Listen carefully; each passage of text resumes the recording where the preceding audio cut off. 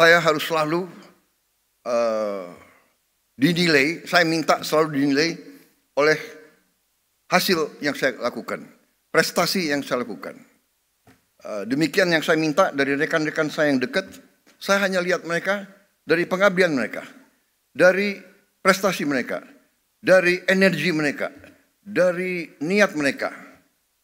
Saya benar-benar tidak pernah nanya, apakah waktu saya seleksi menteri-menteri ini, apa saya tanya, Anda partai mana, Anda orang tuanya siapa? Kan saya tidak. Suku Anda siapa? Suku Anda apa? Agamamu Anda? Tidak. Evidence based. Nah, dan saya percaya, saya kira, saya berpendapat sebenarnya rakyat pun akan menilai dengan hasil. Ya, saya memang sering diejek karena saya juga membuka kesempatan untuk diejek, ya kan?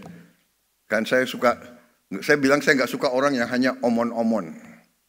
Akhirnya omon-omon jadi apa tuh? Jadi populer ya, dipakai di seluruh Indonesia itu. Iya kan? Dan saya nggak suka hanya omon-omon. Terus terang aja.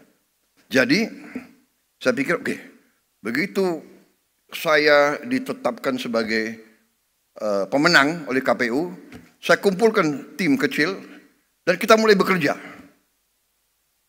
5 bulan kita kerja terus tanpa diliput media. Kadang-kadang diliput media malah kerjanya sulit, ya. Karena media ingin bukti seketika. Padahal tidak ada dalam manajemen suatu usaha, dalam manajemen suatu organisasi, dalam menjalankan suatu proyek, tidak bisa seketika. Yang bisa seketika itu hanya Nabi Musa yang punya tongkat. Kita manusia tidak bisa seketika. Semua itu adalah perencanaan. Perencanaan yang matang. Perencanaan dasarnya adalah pengumpulan data yang benar. Perencanaan, sesudah perencanaan mencari awak, mencari orang untuk melaksanakan rencana itu. Rencana terbaik, gagasan terbaik. Tanpa awak yang bisa melaksanakan, tidak akan berhasil. Sesudah itu baru mulai. Dan sesudah pelaksanaan baru kita lihat hasil. Ini adalah fenomena hidup. Nggak bisa kita tanam pohon, kita minta buahnya turun lusa. Tidak mungkin. Ini melawan hukum alam. Kita cari benih yang bagus, kita cari tanah yang cocok, kita harus ada sumber air, kita harus ada cuaca yang baik, kita tanam, kita rawat, baru hasilnya mungkin 5 tahun, 6 tahun. Ya kan? Pohon kelapa sawit yang sekarang menjadi apa itu bisa dikatakan miracle crop. Saya kemana-mana semua nanya, semua minta kelapa sawit dari Indonesia, kelapa sawit dari Indonesia.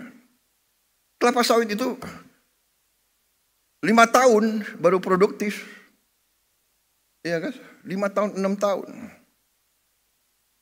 Jadi dibutuhkan perencanaan, pemilihan personalia, pelaksanaan yang benar, dan keteguhan, ketabahan, dan kesabaran. Jadi saudara-saudara, waktu kita ambil alih pemerintahan, kita bekerja keras karena kita persiapannya sudah baik, dan kita sudah punya strategi, kita sudah punya keyakinan apa yang harus kita lakukan. Dan bagi kami sangat terbuka, kami sangat transparan, kami buat buku strategi transformasi bangsa. Dan kita sebarkan, saudara bisa buka di situ. Di situ jelas dan gamblang dasar-dasar pemerintah yang saya pimpin. Dasarnya adalah Pancasila dan Undang-Undang Dasar 45. Bukan sebagai mantra, bukan sebagai slogan, bukan sebagai moto, sebagai dasar pemikiran. Ekonomi kita apa? Ekonomi kita adalah berdasarkan Pancasila dan Undang-Undang Dasar 45. Berarti ekonomi kita harus berdasarkan sila-sila itu. Berketuhanan harus mengandung persatuan Indonesia. Kita tidak mau pertumbuhan Indonesia bubar, tidak mau. Kita tidak mau menjual kekayaan kita dengan murah. Kita tidak mau menjual tanah kita kepada bangsa asing dengan murah. Semua tujuannya persatuan Indonesia, kemanusiaan. Kita tidak mau yang lemah ditinggal. Kita tidak mau yang miskin disuruh bersaing dengan yang kuat. Saudara-saudara, ini dasar kerakyatan dan terakhirnya tujuan kita keadilan sosial. Ini yang mendasari pemerintah kita. Dan pelaksanaannya pasal-pasal ekonomi yang ada di Undang-Undang Dasar 45, pasal 33. Bahwa ekonomi kita ya azasnya adalah kekeluargaan. Saya ulangi, perekonomian kita azasnya adalah kekeluargaan. Tidak boleh ada orang yang lapar di Republik yang merdeka 80 tahun. Tidak boleh ada orang yang tinggal di bawah kolong jembatan. Ini menusuk rasa keadilan.